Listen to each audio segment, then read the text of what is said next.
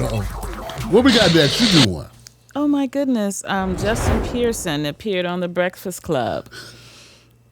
No, you take this. Okay, I'll take it. I will just fill in. I'll be the gap filler here. You'll be the gap filler on this. Ladies and gentlemen, Justin Pearson was reinstated. As we know, he was one of the Tennessee Three. He was one of two black lawmakers who were suspended or barred, expelled from the House of Representatives there, the State House in Tennessee. And he was reinstated. Justin Jones was reinstated, then Justin Pearson. It's not over. The story's not over. There's going to be some more work done besides getting back in office. He's got a lot more work to do, actually. He's a representative. He's got a district of people. But my thing was this appearance on The Breakfast Club. Yeah. So he goes on The Breakfast Club. And I watched it. And I'm a Tesla, Figaro, Charlemagne, and it's good to see Tesla up there. Isn't it great to see Tesla on The Breakfast Club doing their thing? She's got a show there, no straight, no chaser. Okay. So she's doing big things, and I reached out to her and I showed my support. I want to say this, and this is what it is. Justin Pearson is a state official. He works on a local level directly with constituents. To all those people that are saying, do you support reparations? Do you support reparations? Do you support reparations? A state official's job is to do whatever is in the best interest of his constituents, the people that put him in the office. When you're on a federal level, man, yeah, things are a little bit different. But when you are a state rep, you work in a small district, I think you said District 87, Memphis or Nashville. Like, those people are concerned about roads. Right. Those people are concerned about health care, daycare, or a clinic being put into the neighborhood. They're concerned about things that impact them, like crime, being able to walk the streets at night, maybe putting in some traffic lights or putting in some spotlights. That's what regular people want.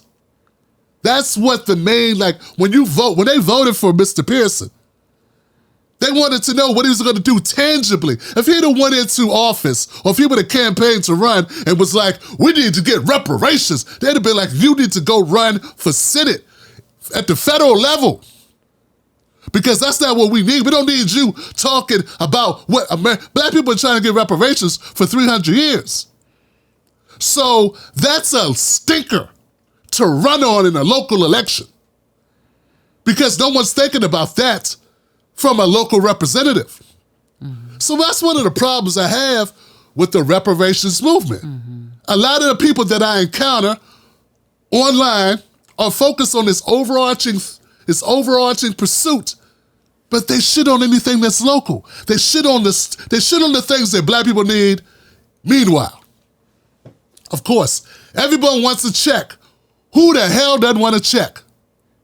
But if you're not alive to cash that check, or if you get incarcerated because we're in a system of mass incarceration, which no one wants to talk about, or if your baby gets shot on the street because of the rise in crime, or whatever's impacting your community, it's like there are tangible things that we need right now, not just in reparations, but in what's going on in our communities. So we don't need to be just like focused on one issue.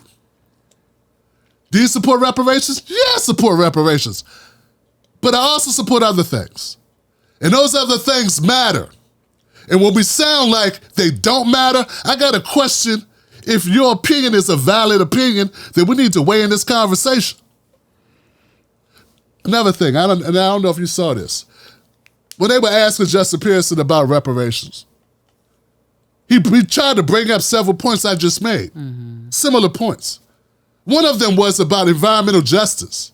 So policies that we're putting forward have to do with people being able to grow old well, which not only include financial increases in money, but creating opportunities for them to gather and to have community. I live in the most polluted, one of the most polluted districts in the state. And so, God rest their souls, both my grandmothers have died of cancer, my grandmother Pearson, grandmother Gwynn, and it was due to environmental racism. And how that impacts his local community. The actual people that voted for him in his district have exorbitant amounts of lead and toxins in the area that are killing them. He said both my grandparents died from cancers that they caught in the environment here in Memphis, in our district. Neither Charlemagne or Tesla asked him about it. I get it. Maybe he didn't have time to go through these things. But that's what I'm talking about. This man just relayed an issue that is life or death for everybody in his district. Air just flows. It don't matter if you went to school, didn't go to school. Bad water just, it attacks your nervous system. It doesn't matter if you are a valedictorian. It doesn't matter if you work at the Kmart or if you open up your own restaurant. If you're Republican or Democrat or independent. And it just seems like these issues, to me, are just as important as reparations. And we need to be asking, not just black officials, but all officials, do you support that?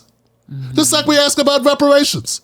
We start to sound like we are just an echo chamber of a bunch of online people asking questions about this thing that we hope happens between now and the next 200 years. Meanwhile, black people still have to live. Some of these people won't even support voting. They don't support voting rights. They expect us to get reparations without people voting.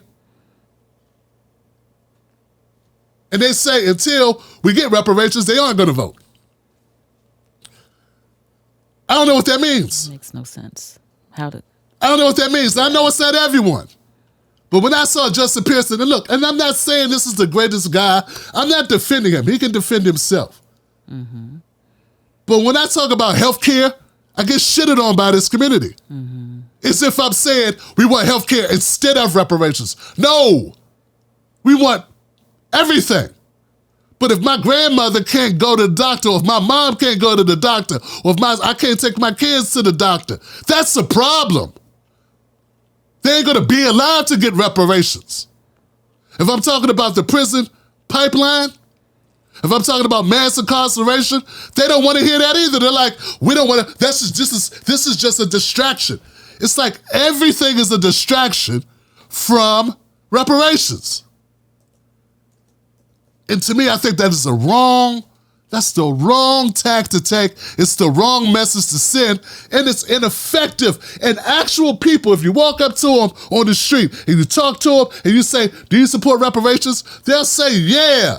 And you say, what's going on, but what do you want now? They'll say, jobs, school loans, student reduction, health care, better jobs, daycare, health clinics, subsidies. They'll have a list of things that they want. They want reparations, but they'll have a list of things that are right there that they can reach out and touch to make their lives better right now. We got one bill, y'all. I hate to say it. We got one bill. It's called a study. It's a fucking study. And until we have it be an actual bill that's going to pass and give reparations, we're going to have to learn to walk and chew gum at the same goddamn time.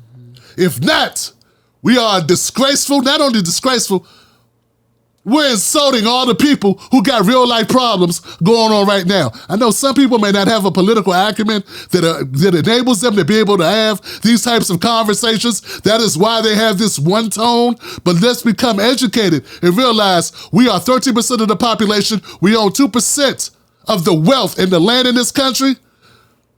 Black women make up 1% of female lawyers. Black men make up 1% of male lawyers in this country. These things need to change as well. We can't just say, cut the check to the detriment of all other things. Once again, I support reparations. I shouldn't have to keep saying I support it to show I fucking support it. I support it. I got a black wife in a black house with black kids and drive a black car. And I've been black a long time and will be black until I'm gone. Some of y'all can't say that. Some of you don't date black, marry black, live black, and don't respect black. So don't question my blackness or if I support reparations. But I also support health care and student debt relief. And I also support the ability for us to be able to see our kids grow up without having bullets in their ass. The number one killer of black children is bullets. But you don't even want to have that conversation because you want to say reparations are nothing. Yo, you fucking up. I love you. I want it too. But you're wrong. You're being short-sighted. It's insulting. This is no distant Tessa Figaro. She wants to nail him down and get him to say and commit to this for black people. That's cool. He's a freshman representative. He's got a lot to do. He has a lot to learn, I'm sure. But this ain't just about Mr. Pearson, Representative Pearson. This is about all politicians. This is about us all. There are other things that matter as well. And I guess let me let it go, okay? I just close by saying, we need everything. We should be turning down nothing but our collar. Being for other issues does not mean you don't support reparations. Is that it? That was good? Great, yeah. Right. Did I you don't have to agree, but I do hope agree. that I communicated it in a way that I know people gonna get mad. Oh, we do want other stuff. Well, if you do want other stuff, then shut the fuck up when we're talking about other stuff. Every second, I'm not gonna be talking about reparations. Every second, we're not gonna be talking about the need for reparations. It doesn't mean we don't feel it. Half of you don't even tell your spouse you love them, but you do. You can love your kids and love your spouse and love your hobbies and love your dog, but you don't have to say it all the time to prove it. It's just, yeah, I know you. Okay, so you say to him, you didn't say all that. We get it. We already know. Act like it. You run off advocates this way. You run off allies this way. You know we live in a system of white supremacy. Why are you acting like you don't know this? Why are you acting like you don't understand this? Got a freshman fucking representative nailing him against the fucking pole if he don't say it the way you want him to say it. What fucking difference does it make? He in a local district where people are dying of cancer and no one batted a fucking eye to death of his grandparents. Nobody cried. No one I looked at comment sections. No one was like, wow, we need to do something about that cancer. Those cancer causing chemicals that are being dumped in his neighborhoods. Instead they're going, where's my check? Cut the check, cut the check. The man just told you what the people of his district are most concerned about. And you have your own concerns. And you discount his, and you discount theirs. And I'm not down with that shit. All right.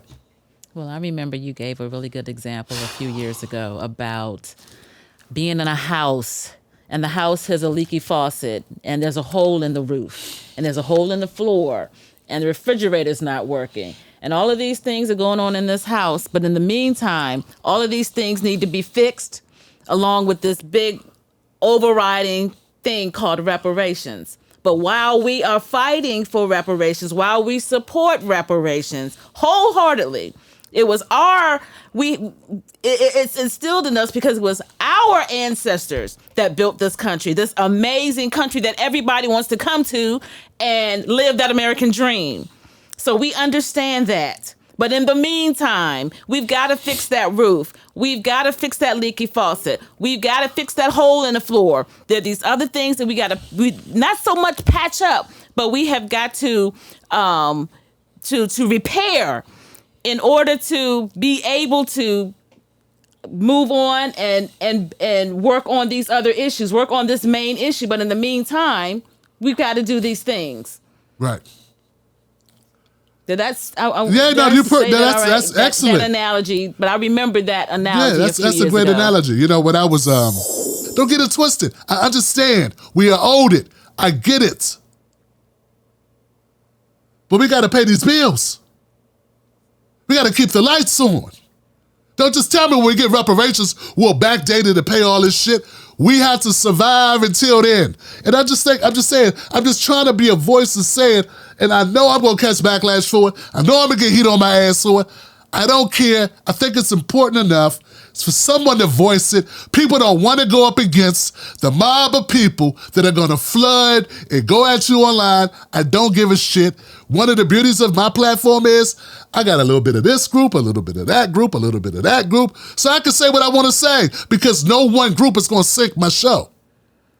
So it's sort of like, that's a great thing, but it's also a responsibility. That means I get to say the uncomfortable shit other people can't say, which is turn it down a notch on your friends and your allies, and don't make someone an enemy until they prove themselves as such. Until Pearson does some shit against reparations, until he does something that's anti-reparations, that's anti-black, don't just assume the brother is full of shit. You can't build allies that way. Mm-hmm. That's all I'm saying. So. Well said. Thank you. Thank you. Well said. For time, I got to demur for time. I know I went further.